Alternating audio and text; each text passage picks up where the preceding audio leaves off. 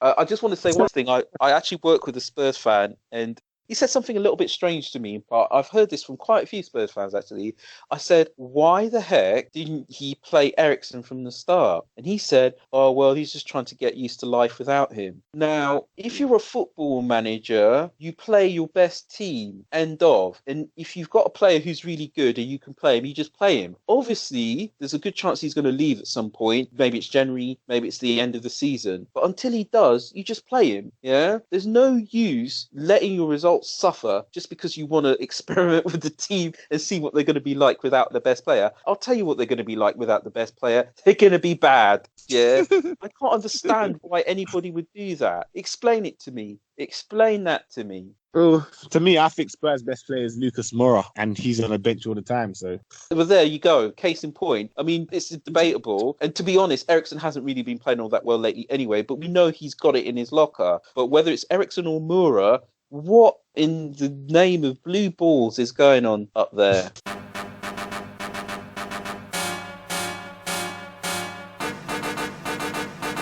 You're all about to witness a monumental throwdown.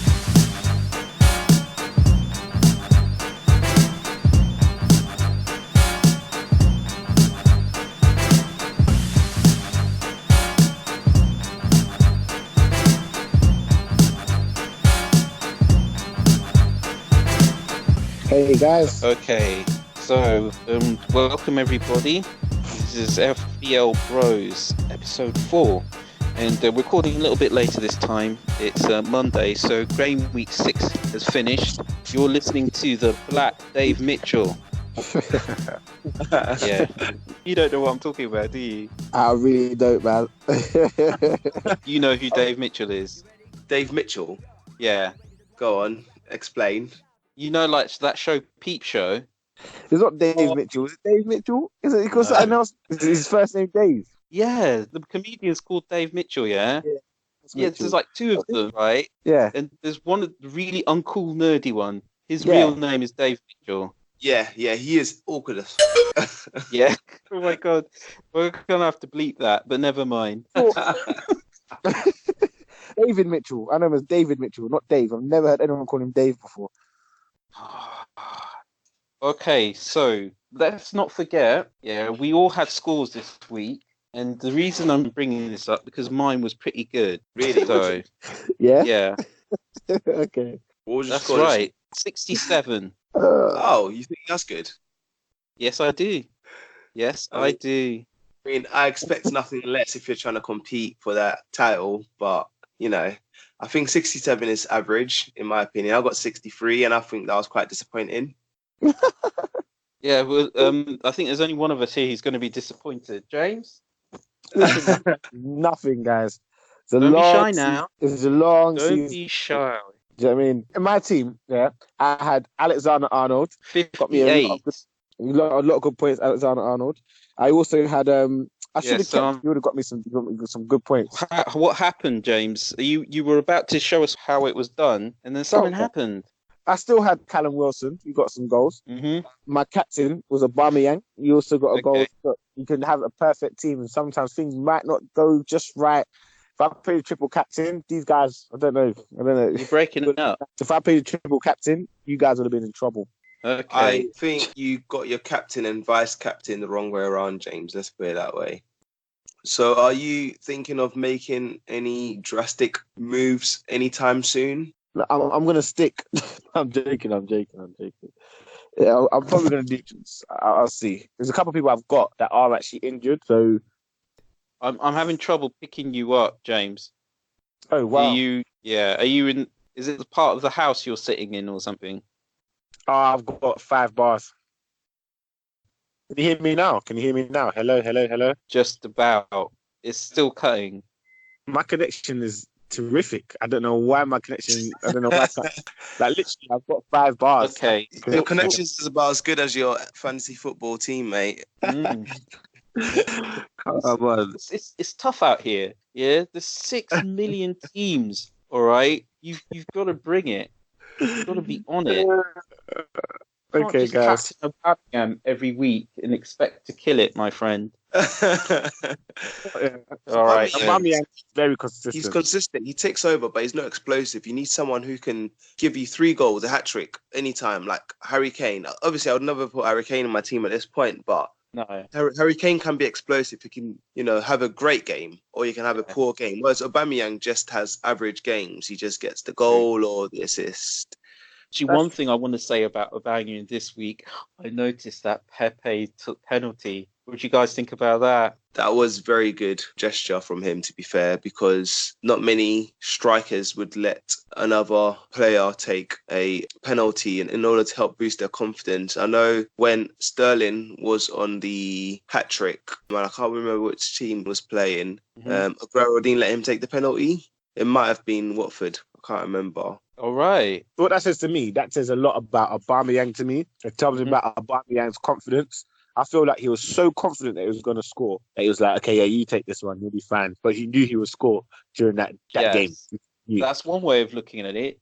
The other way of looking at it is that he's unselfish, so he's more likely to lay it off. If somebody's in a better position to score, he wants his other teammates to do well. He wants them to score. Yeah. So instead of him getting you 2 goals, he's going to get you 1 goal and an assist. Yeah. I guess anyway, I'm excited because obviously I put Pepe in my team. That's luck. Oh my gosh. Did you just say that was luck? Yeah, oh, I did. No. Oh, no, you didn't. Gonna score. Nobody thought Pepe was going to score. I thought Pepe was going to score, yeah. Listen, yeah, apparently the last 5 penalties were all taken by Aubameyang at Arsenal. Pepe, yeah, when he was in France, he took the last 11, 12 penalties for his team. He scored 11 of them. And I'd like to think that with a record that good for taking penalties, he's going to be the guy for penalties. And already I'm singing, I'm dancing. Because, with the run that Arsenal have got, with him running into the box, Aubameyang running into the box, and I don't know, maybe your boy, is it Baka? Was he the one that they gave a start to? Yeah, running into the box. Yeah. His game in Europe was unbelievable. Shall we get on to the European fixtures? Because there were some interesting results there. Yeah, there were. He impressed me a lot. Sorry? Who impressed you? Baka, 100%. He had an amazing game. The pass he did for Aubameyang's goal, I thought that was amazing. Oh, yeah. Yeah. No, he did it all. His running, his dribbling, the passing, the shooting as well. No, the way he took his goal, that was amazing. True. And I'd just like to say this, Eintracht Frankfurt, they're not pushovers, Yeah. This isn't Ironing Board FC in the middle of Kazakhstan, right? Bundesliga is a proper league, yeah. And plus, I actually lived in Frankfurt for a bit. Like, their fans are manic. They're like, you go and take a corner, and they're throwing toilet roll at you, okay? Oh, wow. Yeah. What was this? Anyway, I was just going to say that was a test, and the kid did well, On the other hand, we've got Chelsea, who flattered to deceive. Yeah, I think Chelsea and Frank Lampard said this because they keep switching the team so much. And there's a lot of players who haven't played together for, they're playing together for the first time. They will find it harder to gel as opposed to some of the other teams. I know, obviously, Arsenal played quite a few youth players as well. But Chelsea will find it harder to gel. So they will have very inconsistent results, depending on who's playing. If it's individuals who've played together before and played together for a long time, I think they will find it smoother. But when they start bringing new faces into the team, as Frank has been doing, they will find it harder to gel. I think so. As well, actually. I told you guys about Frank Lampard. I said this early. I said that Chelsea team, when they get into spurts and they start doing well, they are dangerous. They're kind of unplayable for like little moments in the game. If they can keep that going and make it into that something that they can hold on for a longer sustained period in the match, they can cause real problems. They don't have that consistency. Know about you and Frank Lampard. I've just got one question. Mm-hmm. So is it going to be a full church do or just a simple registry for you? Right, cool. I want to know. Seriously, I want to know. No, not yet. Like Frank Lampard, I don't think he's better than Gerrard. He's not a guy that I particularly look up to in that kind of way. But I know that when he was playing on the pitch, he used to have a go all the time. This guy would like take about 20 shots and he might score a couple, but he would still take 20 shots. So this is the kind of encouragement he's giving these young players. So that's why I think that is a lot. They are going to achieve quite a bit. So it's something that we should pay attention to. I'm going to say, okay, look, fair enough. Chelsea's run is looking quite good, actually. You know, they managed to cope well with Wolves, and obviously they're over the hump with the Liverpool game. They are looking good, and I've got to say, I'm tempted. Even though I'm relatively happy with what my team looks like right now, I'm tempted, and I have already started to think about ways of getting Tammy in, and it's possible, in order for me to do that, I don't know, I might drop Salah. I don't know. Oh, I'll tell you, Wolves wasn't a convincing win because Wolves are not a very good team anyway. As you can see from the results they've recently had, they're not the Wolves who were last season, so that's fine. That however, Tammy is the real deal. And there's no way I'm going to be going forward when Chelsea have this lovely run of fixtures without having at least Tammy and Mount in my team, because those guys are going to be point magnets, and the price at which they're going for, I'd rather take Tammy over Aubameyang. So that's my opinion. Sometimes it's about value. Yeah, you've got two strikers who are scoring relatively consistency. Why not always go for the cheaper one? Because then you can do stuff with the money. Exactly. Yeah. That's true. Same ways, I got both. I got Tammy and I got Aubameyang, so I'm not really too bothered. Oh, do you really? Do you really? I do really. I'm not buying that. Check my team. I checked my team. The evidence is all there. I got the receipts, man. I can show you.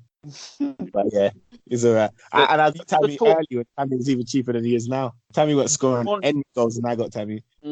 Okay. Well, the interesting thing about Chelsea is that we all saw the mess they made of they taking that penalty, right? And apparently Lampard said that Barkley's the penalty taker. Yeah. That's just mad, because nobody's getting Barkley in, are they? Yeah, but Barkley's not first team. He's not first team. He said when Barkley's on the pitch, he takes penalties. Yeah, but how often is he on the pitch? Like, in Barkley's position, he can who's going to take the penalties if he's not on the pitch then? If I remember correctly, Jorginho was standing over it, and so was Willian. And was there a fourth person? It's going to be Jorginho if it's not Barkley. Probably, yeah. Because he's definitely a penalty taker. Tammy's not taking penalties, James. No. Yeah, he's still going to score goals. Oh, okay. As well, is that in that position, Barkley's position, they can play Loftus-Cheek when he gets back. They can play Mason Mount in that position. They can play Kovacic in that position, probably his preferred position too. Pulisic in that position. I don't really see Kovacic as an advanced midfielder. I think what Lampard plays, right? He plays a 4-2-3-1, yeah, and Kovacic is part of the two. He's deep like Kante or Jorginho. Yeah, he's just been given more room to run, which is what Lampard has done with his CDMs now. So as opposed to, I forgot the guy who's gone to Juventus name. Anyway. To witness a monumental throwdown. Yeah. Spurs, they made a mess of it, didn't they? Yeah, definitely. The thing about Spurs, I think they're lacking confidence at this moment in time, especially in the defence. So you wouldn't say look at Son? I would say hold on for another 2 weeks before putting Son in your team, because I don't think Son... Crazy. I don't think he'll score in the next game. Son has got Southampton next. Exactly. I still don't think he's going to score. At home. Are you joking? I'll tell you something. When I talk about explosive players, Son is an explosive player. When I talk about players on form, Son is a player on form. And when I talk about teams who ship goals, Southampton is a team which ship goals. When you put these three ingredients together, do you know what you're going to gain? Points, mate. Loads of points. So you can ignore Son, but you will be punished. I think so. The thing about Son is that you've got to remember he's got the record. He's done it before. He can do it again. Yeah, we've discussed this. There's an over-reliance of Kane, okay, but Son is running riot. And even if he's not getting to the goal, he's getting fouled, so he's going to get fantasy assists for penalties, free kicks, you name it. It's all about Son. Yeah, I think he can get assists, but I just don't see him firing at all cylinders at this stage in the season. Listen, I'll tell you something, I don't think he's hot at this moment. I think he's warm, but he's not. I still think I should hold on him. There are players that I feel like will get me more points next week than him in his position. Is it worth us talking about Liverpool and Man United and in Europe as well? Man City, because Like, who are the scorers in that 8-0 game? Okay, so you want to move back to the Premier League. All right, so Man City, obviously, they put 8 goals past Watford, 5 goals in the first 18 minutes of that game. And to be the fly on the wall at that halftime talk at Watford, man, it's like, what do you say? What do you say? I know. I heard Ben Foster giving an interview, and he was like, "Oh, we were terrible, but they were playing beautiful football. Like it was like marveling at times to watch them." I was thinking, so basically, you guys are just watching them play, and you're enjoying them play. So in the back of your mind, because you love football so much, you didn't really want to break up that play because you thought it looked so good that you wanted to see it end in the back of your net. Yeah, I don't think the Watford fans are going to want to hear that. Listen, from what I saw of that game, I genuinely thought Watford were bad. Sometimes it was just too easy. It was too easy. Let me give you an example of this, right? Okay, Fernandinho, playing in defence. He hit a 60, 70-yard diagonal ball, right? Just sailed over the head of the Watford players, okay? Bernardo Silva was standing there in bags of space right on the wing. He took it down, first touch, second touch, third touch, then he passed it back to KDB. KDB had all the time in the world to bang in a curling cross, and Aguero headed it. Okay, he missed, right? But they could have done that in slow motion, and still none of the Watford players would have gotten anywhere near them. They're just terrible. And like sometimes it's not always easy to see which teams are going to do badly. But Watford, I think that they're looking like whipping boys. They're looking like whipping boys. It's getting to the stage where you can confidently captain anybody who's going to play them in any given week. I do think, though, City wear out for revenge after that loss to Norwich. True. They made a statement, and I expected it to come from that game they had in the Champions League, but that was a pretty low-key game for them because I think it was qualifiers for them. They don't really, Champions League for them, they kind of know they'll go through anyway, especially with But they thought, we have to make a statement in the Prem because that's obviously what we are dropping points in. And I know we keep jumping between European football and obviously Champions League, depending on what team you support, but European football and Premiership. But Spurs have Bayern Munich next. Do you think this is going to be a win for the English, especially with Spurs being at home, or do you think the German teams are going to come back with a bang? I don't No, think I Spurs like that. There's like 2 English people in the Spurs team, but the manager's Argentinian. But anyway, I don't know. Are they playing? Are they playing at home? Is Spurs playing at home? Spurs at home, yeah. I don't think I don't know. It depends on how well Bayern Munich are doing, but I think Spurs have got a good chance. Yeah. Cool. Yeah, I'm not prepared to write Spurs off just yet because they still got good players and they've still got a good manager. And every now and again, they've shown that they're capable of winning games or at least putting in a good performance because they did make life difficult for Arsenal. And have they actually won any games this season? Yeah. Oh, yeah. They battered Palace 4-0, remember? Oh, yeah. Okay. Yeah. Okay, so there's that, I suppose. Dele Alli continued to be a disappointment, I'll be honest with you. I think he's kind of coming back from injury, though. Yeah. Okay. You know what I think the problem with Spurs is? Here's what I think the problem with Spurs is, right? When Pochettino really started killing it with Spurs like 2 or 3 seasons ago, he played like a 3-4-2-1 or like a 3-5-2. Basically have 3 in the back and the fullbacks just bombing down the wings, yeah? And he's not played that in a while. And I honestly think Spurs were at that best when they had 3 at the back and Davis or Rose on the left or Trippier, Aurier, or Kyle Walker-Peters or whoever on the right. That is when Spurs were at their best. And for some reason, Pochettino's gone for this flat back 4 and I don't think it works for Spurs. Frankly, I have to agree with that actually. But the reason why he's doing that is because now he wants to play with flanks. Like right now, it's become like in fashion for everyone to have like 2 wingers and a striker in the middle. And the striker has to have some kind of false 9 capabilities of holding the ball up and passing it. I think a lot of that is down to Jurgen Klopp and what he's brought with Liverpool. So everybody wants to try and emulate that to a certain extent. But the weird thing about Spurs playing that system is that if you're going to play that system, you have to play the best like out and out real life winger that you have, like someone that actually plays as a winger, and that's their trade. And the only one they have is Lucas Moura, and they don't play him. I've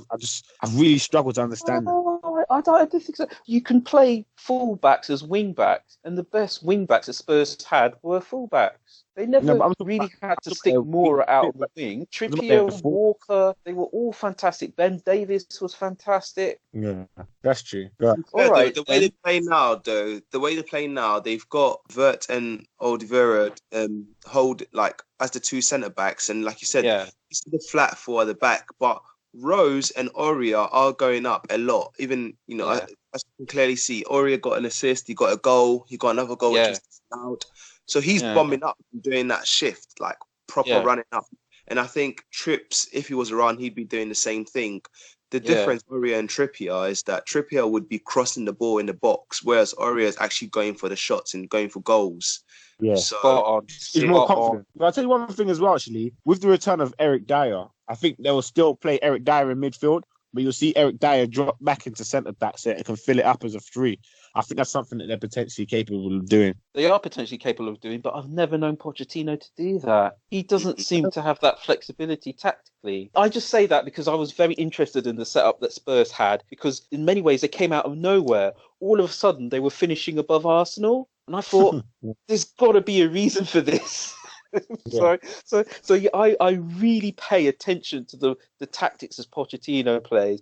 When he started playing 2 centre backs, he wasn't really one for switching it up to have 3 in there. He's quite happy for his holding midfielders to drive the play forward from midfield. And I've got to say, Dembele was amazing at that. And again, for the life of me, they're gonna miss him. Yeah. Amazing. Oh, Was he really was good. so good at that. I just can't understand. There's some strange mess going on down there, and But tell you what, yeah, the new signing in Ndombele, he's pretty Mm. good as well. I rate him a it's lot. true. He's It's true. very He did, box to box. I think he's yeah, a different player. I actually think he's a different player. I'm watching him. he didn't have the greatest of games against Leicester, but he's not going to be on it every single game. But No. I think he's there or thereabouts. And he's very young, guys. Do you know how old he is? That's true. That's true. How old is he? I don't know. I don't know. 22. I don't know how old he is at all. You know. He's 22. 22, Oh. yeah. Oh, okay. Oh, okay. So he's So one he's of the young. youngest players in the team. He's actually probably is the youngest player. Oh my gosh. I have to say I'm a bit surprised about that. Although Carl I know, right? I'm feeling really old. With Spurs formation, they can't play both Moura and Son, James. That's so true, actually. They have to kind of keep one of them on the bench. Lamella. However, I'd have Son in my team over Moura. Back in relation to the question about why Eriksen is on the bench, I mean, for me, it makes no sense to have him on the bench. Like, he's a brilliant player. His pass vision, his awareness on the pitch. It's like, when he's on his game, he's unplayable. You literally can't stop him from making these crazy passes. And Son will be loving it, having those passes where he can, because Son plays off the shoulder of the last defender. Yeah, So when he starts making that run, that's it. It's peak for you. And then obviously you got Kane who can do the hold up play and stuff. So yeah, it works well. Eriksen, he's the original run things midfielder. He literally runs things from midfield. You're all about to witness a monumental throwdown. All right, I want to get on to the forgotten boys at Chelsea, Callum Hudson-Odoi and Ruben Loftus-Cheek, or CHO, or RLC, or Cho, or whatever you want to call them. These double name guys. What's that? Double barrel name. Double guys. guard names. That's right. But Hudson-Odoi has been injured. He just signed a new contract, so Chelsea are looking to keep him there for a while. He's very, very comfortable there. He's seen what's going on there, the youth system and the chances that people are getting there. So he's very excited to get back into the game. Loftus-Cheek, I don't know. So you are not, with your husband Frank, you're not quite sure. Well, listen, I just appreciate somebody who can manage that when they're doing it the right way. Do you know what I mean? Obviously, these guys are transfer banned, so they have to keep the players that they got. But Boy, I'm just saying these. Where are they going to fit in? Because you've got Mason Mount, who's more or less cementing his place in the team right now, and Frank loves that guy because he used to play him all the time at Derby. So where are they going to fit in if they are going to fit in? One thing I noticed about Mason Mount, is that Mason Mount is quite flimsy. Yeah, so I can predict him getting an injury very soon. So I think when that happens, you're going to see someone else playing his position. I think it'll be Ross be first choice, but Loftus-Cheek will come and fit in at some point. No, I don't see that. I think Mason Mount is a breath of fresh air for Chelsea. He's brought to them. They've got the balance now between the youth who are like really desperate to make a statement, show what they've got. They've got pace, they've got stamina, they've got that hunger. And then you've got the more experienced players who can kind of keep things under control. You've got the N'Golo Kantes. You've got your, what's he called, a captain, Aspilicueta. You've got those kind of players. So it kind of brings a nice balance to the team. And because Christian Pulisic is currently injured, he and Mason Mount will kind of play for the same position and will urge them both to go even harder for those positions. But then again, for European fixtures, it gives Chelsea that depth they need. Players like Willian, I don't think he works well up front with Tammy. I think they need to play Batshuayi a bit more. Them two link up together better, in my opinion. And don't forget, they've got players such as Pedro and Giroud still in the team. It's Chelsea to be a very, very competitive team as a player for you to be there because the midfield is already packed out. It is totally. Don't get me wrong. I think Mason Mount's outstanding. I just think that he's even in the last few games, I've seen him go down holding his leg and being taken off. He just seems like he's going to be injury prone. That's why I don't think that they will ever be played at the bottom of the midfield. No, that with a 4-2-3-1. I think he would never play with a 2. I think he'll always be front because if he was with the 2, he'll be getting clattered a lot, and I don't think he'll be able to handle it. Me personally, I've always liked Ruben Loftus-Cheek because I remember when he went to Crystal Palace a couple of seasons ago and he tore it up. It was on the back of that performance he got into the England team. Imagine playing for Crystal Palace and then going to the World Cup. I mean, that's the stuff of dreams, right?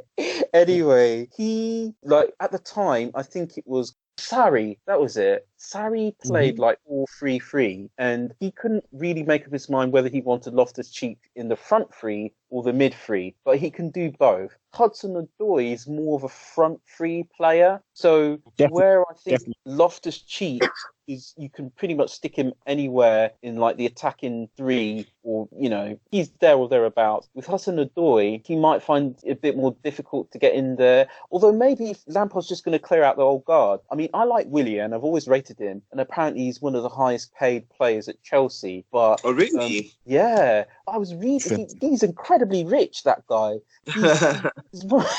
He's one of the richest players in London who's an athlete. Yeah, you go to the Times Rich list. Yeah, look at the people like in their 30s. And I guess I see why he gets Spurs for Chelsea in that case. Maybe. Anyway, Willian gets a lot of assists. Well, he used to get a lot of assists, but goals-wise, it's not as impressive. I'll be honest with you. No, it's true. He needs a lot more consistency. But if he's really on it and if he keeps it up, he is a good player. But anyway, that's how I see it. If the two of them are going to stay, and if it's fair to assume that they are, I can see Loftus-Cheek getting a bit more joy because he's a bit more versatile. And but Hudson-Odoi, he was exciting when he was playing before he got injured. But above all of that, how do you see them as fantasy assets, though? That's a very good point. I mean, it's not something I'd personally invest in. It's too risky game time wise. Not many of them are going to get game time. I think the only person that on that team that seems that he's the number one pick is Tammy Abraham. So, and I would also go for I wouldn't even pick any of their left backs because he likes to switch between Emerson and Marcus Alonso. As for Laqueta, just stay away from that Chelsea defence. I don't trust them. I just don't trust them. I don't see Lampard as a defensive manager as such. Those guys, they don't just seem as solid as I was going to say the Man City defence, but they just don't seem as solid as what you'd expect from a top 4 or a top 5 defence. Yeah. I'll tell you one person to watch out for. Boyako Tamori? Yeah. Yeah, he believes in himself, man. He's going to... What impressed me is his speed. His boy has got some speed, Yeah. He only costs 4.5 mil, and he's got a great run of fixtures coming up. I mean, I wouldn't rule him out in my team. That's what I'm saying. For 4.5, he'd be worth it. I mean, I'd prepare to swallow him not having the occasional clean sheet for that amount of money because, you know, if you're playing in a good team for 4.5, you could do a lot worse. You really could. Yeah. You're all about to witness a monumental throwdown. Okay. Yeah. Should we discuss the lack of clean sheets? Because there was a couple this weekend. Obviously, the Man City kept a clean sheet, and Newcastle and Brighton kept clean sheet, and West Ham kept a clean sheet, actually. Apparently, they've had 3 in a row.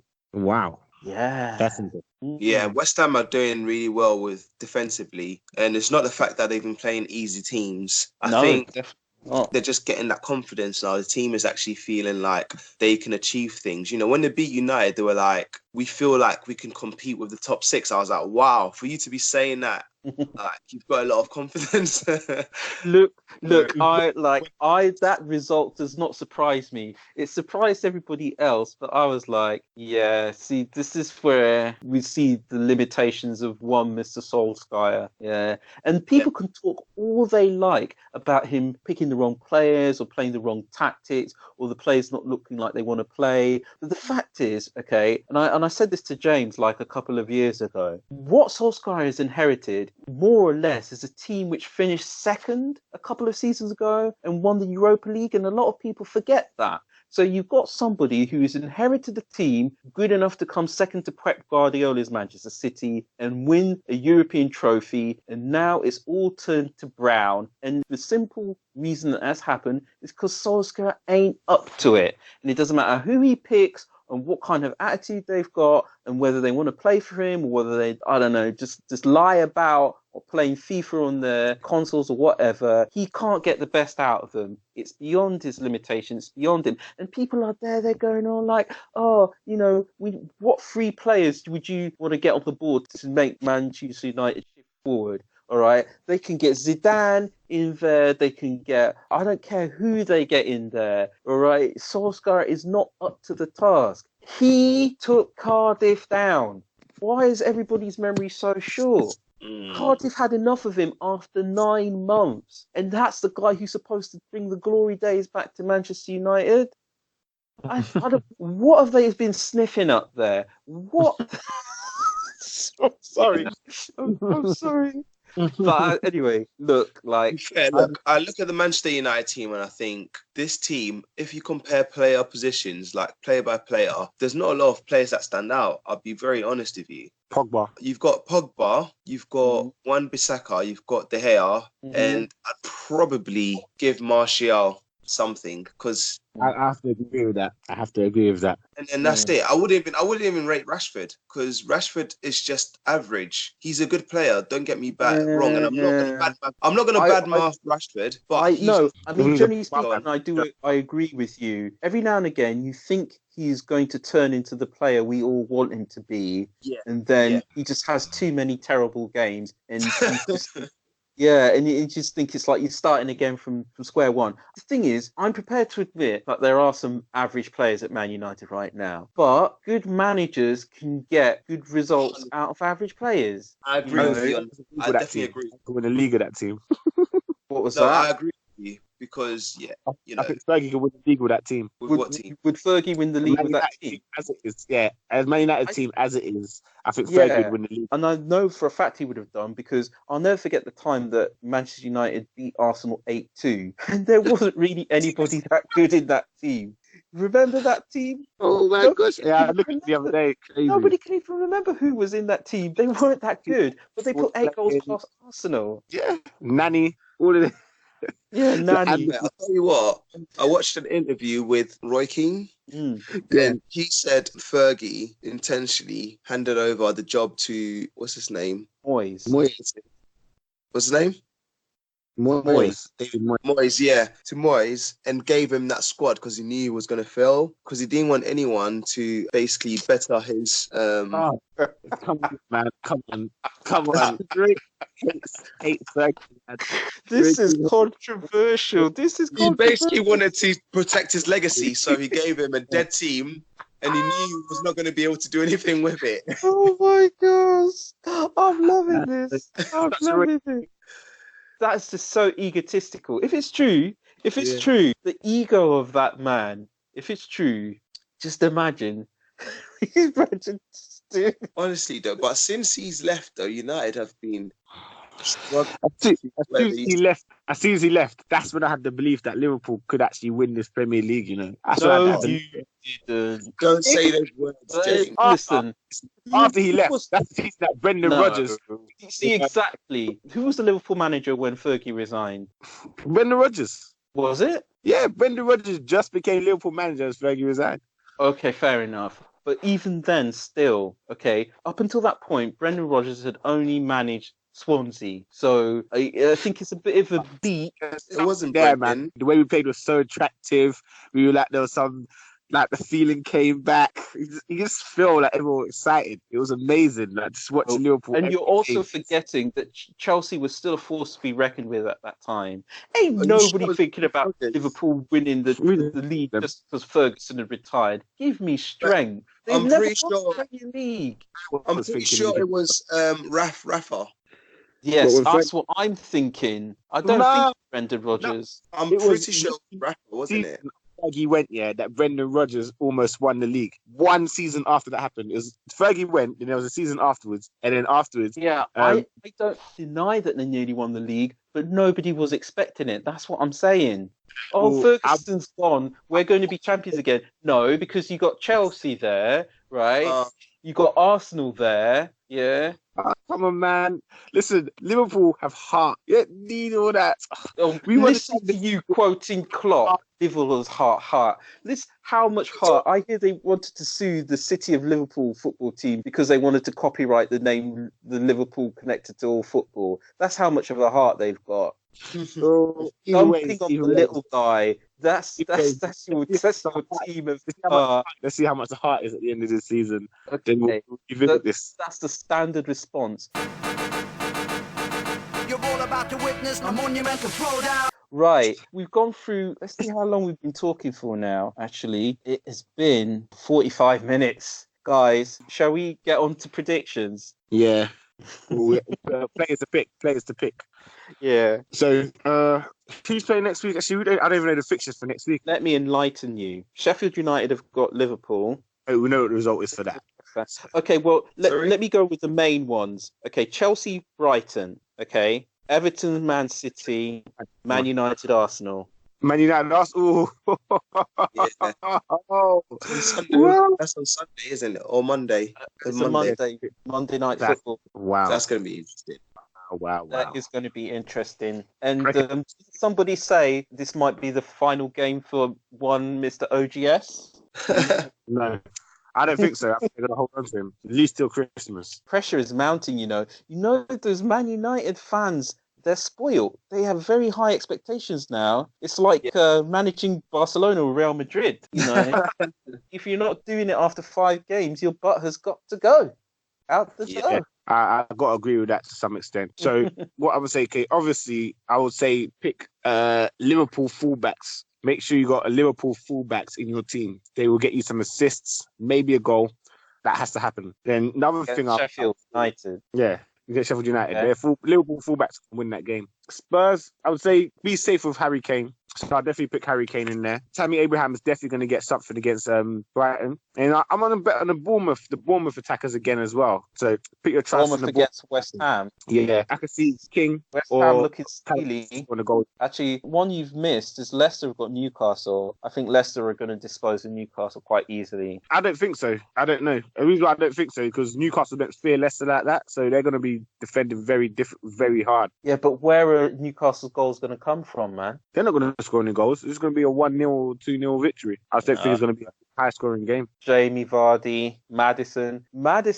Yeah, people are talking about him playing for England now. He's decent. He's that good, I believe. He likes Jay-Z. That's good enough for me. So my opinion is slightly different. I think it's time to ship the Liverpool fullbacks out of your teams because Liverpool do have a hard set of fixtures coming up. Sheffield, That's true. not a pushover team, especially at home. That's true. They are solid at the back and they've got attacking threats as well on the centre backs push up. Yeah. That makes them vulnerable in a sense, but because Liverpool loves to attack, with the Trent coming up and Robertson coming up, they can get exposed as well. So they're not one to be kind of taken lightly. Everton found out the hard way, and Chelsea, they drew with them as well. That's right. So yeah, And they get score goals. Trent gets very exposed. Yeah. So I've got part so many times in a Chelsea game. So I mean, he eventually kind of got it under grips because I think Klopp had a word. But yeah, that's one you have to keep in mind. They've got the thing about Sheffield United is they work hard. You've only got to listen to their manager. He works them so hard. He wants like 100% out of them. And if you're facing Liverpool, where you know you're going to get tested, it's like what Ferguson used to say: everybody tries harder against his team. I think everybody tries harder against Liverpool as well. So, it's a long old season, and we'll see if Mane's back as well. Exactly. Mane had a bit of a knock. He should be back. With European football happening as well, you should be cautious that Gomez is back now, so there may be some rotation. Milner's available, there may be some rotation. So the fullbacks, quality, but be careful. That's my opinion. Real talk, right? Mrs. Lampard, are you listening? With Chelsea, I'm definitely going to be getting Tammy my team. I'm putting that out there. And finally, I'm going to be taking a risk with my wild card player, Son. Ooh. Okay. Well, I thought you were going to actually play your wild card. What makes your wild card? What makes you think I'm not? See, I don't know. You keep me guessing. Mine's spent. I burnt it already. It was very disappointing, my wildcard team. James, you got any plans to play your wildcard? None. Happy with your team? I'm happy. Okay. Like, I got players that it'll take me ages for me to get the money to get them. I'm not messing around with it. Fair enough. That's a valid point. Mm-hmm. Because on the stock team, I would have made money. James, looking at it, you've got a decent team. Yeah. So I don't think you need to play a wild card, to be fair. However, your United player is a bit of a liability. You've got Gini Wijnaldum and you're there because you're cheap. Yeah, but they're cheap players, man. And your Leicester players, Wijnaldum gets a goal every so often as well. When he gets that goal, it changes everything. My Leicester players are letting me down. I need to get rid of them, and I know you need to swap them. Yeah, got a decent squad. No, like Derek said though. You seriously need to think about Spurs or Arsenal because they've got some good games coming up. Yeah. Well, you've got Aubameyang, but maximise. That's the message going out there. That Man U game is a problem. The Spurs, I don't know what's going to happen with Man U and Arsenal because quite simple. Man U are not going to keep a clean sheet. There's a good chance Aubameyang is going to get something. I'm hoping Pepe is going to get something. That's why I've got him in there. But they can kiss that clean sheet goodbye. They're all over the flipping place. Yeah, they're all over the shop. All right, and I don't know. I don't know how he's going to get them motivated. I really don't. And we'll see. Anyway, shall we knock it on the head there? Yeah. All right, then. So thanks again, guys, for joining together for the pod. Really appreciate taking the time out. Hope everybody who's been listening has enjoyed it. And that's a goodbye. Goodbye. Catch you guys next week. And hopefully you're blessed with a number of points, but not more than me because obviously I need to come first. Okay, goodbye.